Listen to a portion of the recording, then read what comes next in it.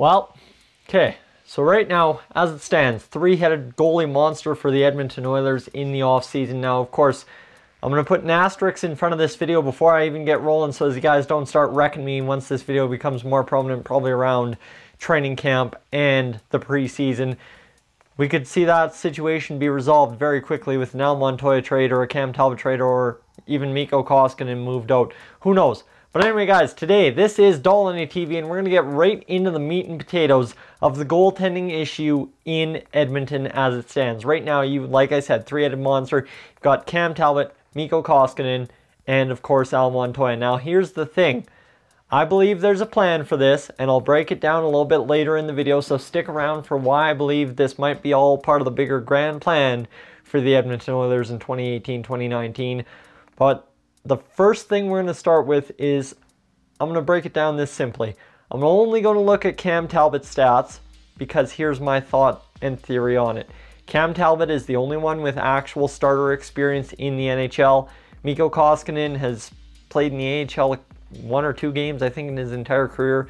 And then you've got KHL experience. And KHL experience, in my opinion, as an NHL fan, never translates over to the NHL game. It might be different for goaltenders. I mean, I haven't really followed too many goaltenders that have transitioned from the KHL to the NHL, as I throw the cat on the floor, pardon me there.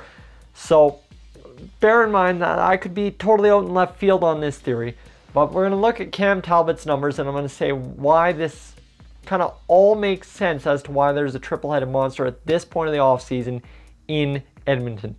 So Cam Talbot, 2017-2018, was statistically his worst NHL season. Now you can say, well, he's only had 3 full years as a starter. Thing is, I'm going to point to you right here. He's had 21 games and 36 games in his first 2 NHL seasons with the New York Rangers. So it's not like when the Oilers acquired him for the 15-16 season that they were going out of their way and acquiring a guy who had played 6 games in the NHL and they were like, oh man, the numbers on this guy, he looks fantastic, like we are grabbing a gem. No, they knew what they were grabbing in Cam Talbot when they grabbed him off New York. So now the question becomes, is Cam Talbot regressing or is Cam Talbot just sitting there kind of burnt out from a deep playoff run where he, in a regular season, played 73 games, then played the playoffs? Or is it more so just a matter of injuries plagued him in 2017, 2018, and he just never got back to being himself? Then you can blame A, the defense, him, B, the team, whatever you want, and it doesn't matter. So let's get into the stats on Cam Talbot here. I'll flash the board up for you. So Cam Talbot played 67 games. He played 3,730 minutes. That is his second highest in his career behind, of course, 16-17. Then, of course, you've got the, he only had 1 shutout all last year, so that's pretty rough. And, of course, the goals against average, this is where I'm saying statistically worst. It's the goals against average and save percentage. How about 3.02, pardon me, I'll get into the other number right away. 3.02 goals against average. So that ain't going to cut it for your starter. Honestly, if you're going to make the playoffs, your starter's got to be under a 2.75 GAA. And 3.02, there's reasons why we didn't make it. Cam Talbot being Swiss cheese, one of them. But like I said, it was the defense and the team just as much as it was Talbot. And Laurent Brossoit was providing no relief. Al Montoya did an alright job when he stepped in. And when you come back to Cam Talbot, a 9.08 save percentage. That's not going to work. That's really not going to work. You need, nowadays, for a team to compete in the NHL, your starter's got to be averaging above a 9.15, in my opinion. So 9.15 for Cam Talbot is kind of the goal benchmark for next season. But now here becomes the thing going into next season.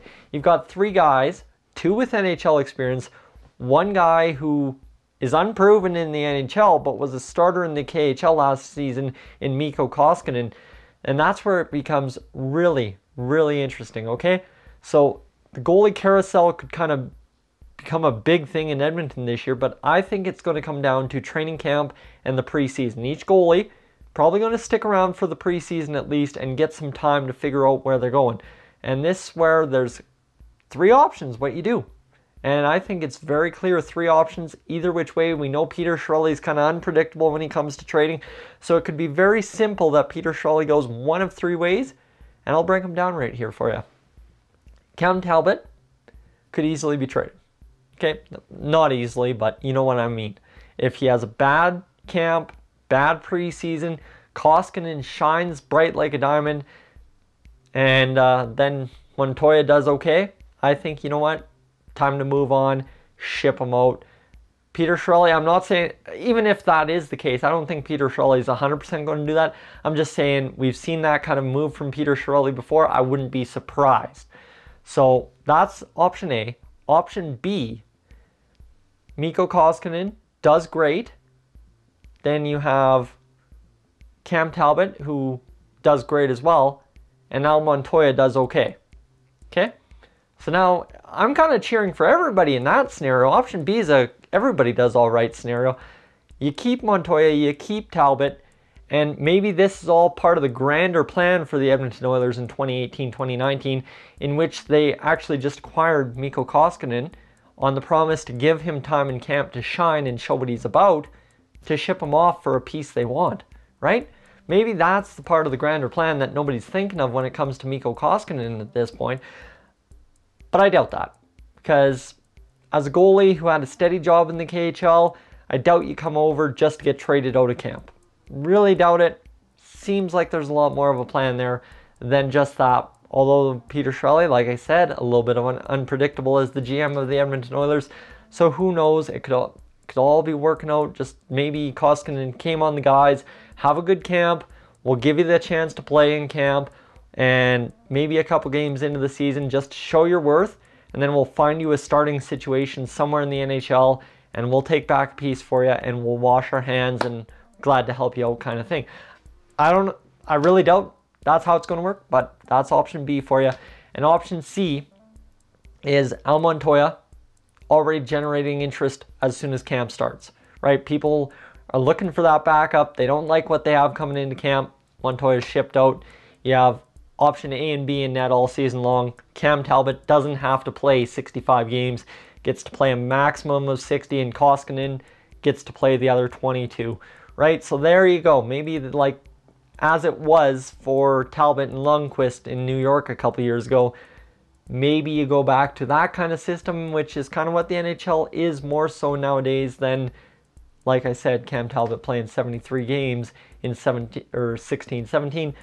I could totally see that. Honestly, I think Al Montoya in the long run is the odd man out in this goaltending situation for the Edmonton Oilers, but realistically, there are 3 options. When you've got 3 goalies, it could play out either 3 ways. And I'm fine with it playing out either 3 ways, as long as the Oilers do the evaluations, get the pieces they need to get back in exchange for what they're shipping out, if they ship anyone out. And now why I say if, don't worry. A triple-headed monster is not the worst thing. Not the worst thing for the Edmonton Oilers. Flashback to the Oilers season that most long-term Edmonton Oilers are, maybe, what would you say? Kind of fantasize about. Yeah, fantasize is a good word. In 05-06, right? Okay, so obviously there were 3 goalies leading up to the trade for Dwayne Roloson, but even after Dwayne Roloson, there was still Dwayne Roloson, UC Markkanen, and of course Ty Conklin. Now, that worked out great. Trust me, because you had, similar to what you have now, you have Roloson, who is pretty much represented in today's Talbot. You have Markkanen, who is pretty much represented in the other Finn, Mikko Koskinen. And then, of course, you've got Ty Conklin, who is the Al Montoya of today. So, right there, there's your comparison. Honestly, we do not have to look far, Oilers fans. It's broad daylight for us as to how clue in this could be for an 18-19 season that's very comparable to 05-06. Now, we didn't have Connor McDavid back then. We do now. We get it. We're good. We're gold, right? So, I don't think the issue, like obviously I'm titling this the goaltending issue in Edmonton. I don't think it's an issue at all. I think it plays into our hands very, very, very well. Guys, I'm interested to hear what you guys have to say. Definitely hit me up in the comments section below. I hope I made some good points. I hope you make some good points to me as well. Maybe I missed something that you're like, hold on, did you consider that? Let me know. Hit me up. Leave a like on the video as well if you guys enjoyed. I'm Tyson, this is Dolynny TV. Don't forget to hit subscribe to make sure you stay up to date with everything I'm covering when it comes to the Oilers, whether it be the NHL 19 Oilers franchise mode or whether it be talks like this throughout the Oilers season. Anyways, guys, I'm going to let you go. I will catch you guys in the next one.